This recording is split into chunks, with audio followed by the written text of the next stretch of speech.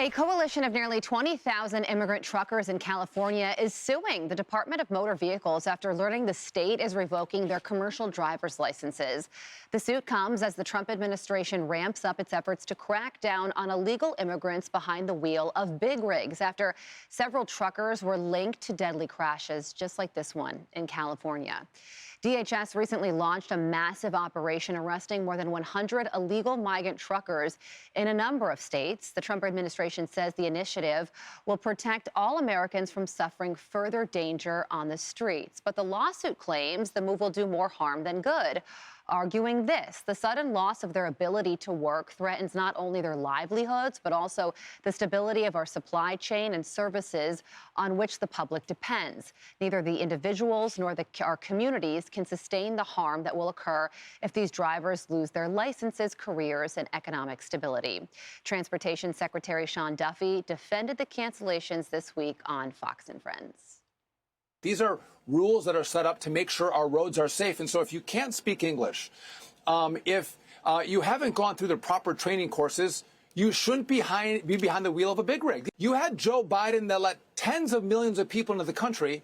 And then you have liberal governors who said, well, they got to work, so let's give them commercial driver's licenses and put them on the American roads, endangering the safety of the American people.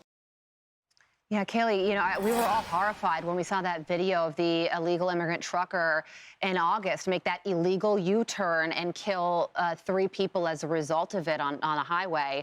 And the Trump administration now, was sparked to act by that situation.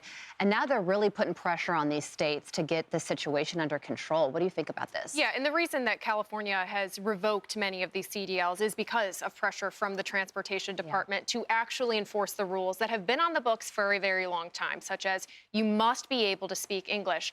And yeah, I do think that it's pretty important that if you are driving an 80,000-pound rig, you should be able to read the road signs. You should be able to communicate clearly over the radio. You should be able to check the weight limits, make sure that your insurance, your registration are up to date. There are so many factors at play here where speaking English is a very, very important part of the job. And if migrant drivers are not able to fulfill that very simple requirement, they should not be behind the wheel. This is really not too much to ask. And if I can just very quickly, I think the audacity of thousands of migrants to come to this country, lose the requirement, lose the ability to work because they have not fulfilled a basic requirement of the job, and then to file a lawsuit against our own country for enforcing laws that are supported by the majority of actual Americans, the audacity to do that, it is astounding. It's a great point. Donna, what do you think? Well, that just goes to show you how great our system of justice is, really, right? We have this system that allows for these lawsuits to happen. Anybody can sue anybody for anything. Does that mean it's going to be successful? I think the answer is no. The government's responsibility is to keep its citizens safe. Full stop. That is their job. Maybe make sure there's no potholes on the roads. But, beyond that, really, this is the key element of what they need to be doing in this country to keep all of us safe. And so I think that what happened was these states had all these people coming in. They did relax the rules. And not only were the rules relaxed, but the vetting program was terrible. It was like, come in, get a license, show up. Half the things they come in with aren't even proper identification, and then they get what they need to go out on the roads and put you, me, and your families in danger. So I think that this is probably going to go nowhere. It's going to cost a lot of money, though, and, here we are. Don't worry, some district judge in California will find merit. This is true, but then somebody else will reverse it, but we'll see. Lydia, Donna brings up the vetting, and Sean Duffy says that there are 190,000 people on the road right now that should lose their commercial driver's licenses because they don't meet the current standards.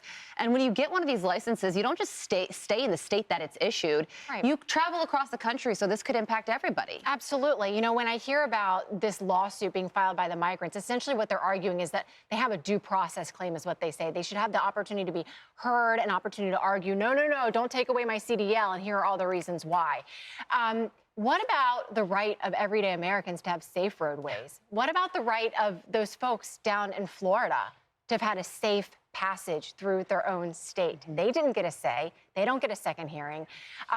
When I was taking a look, too, at what some of the jobs that these migrants are performing, they say that this is going to have an economic impact because they're transporting goods, they're providing services. They're also, they say, driving kids to school.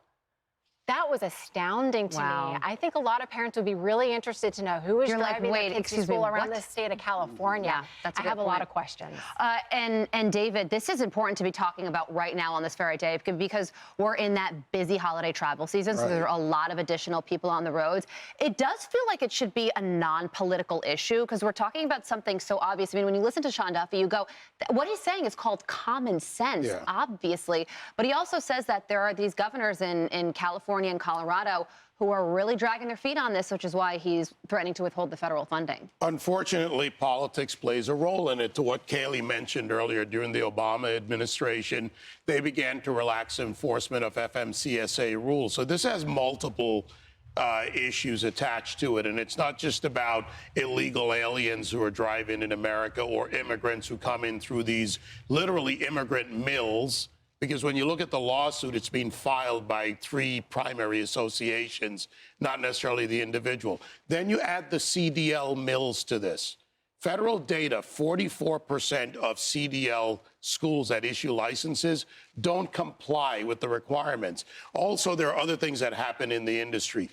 There should be no reason on earth why someone should go in to take their CDL test with a translator. But yet that happens when a CDL mill is caught in the past, and now it's getting tougher because they're doing spot inspections in these CDL mills.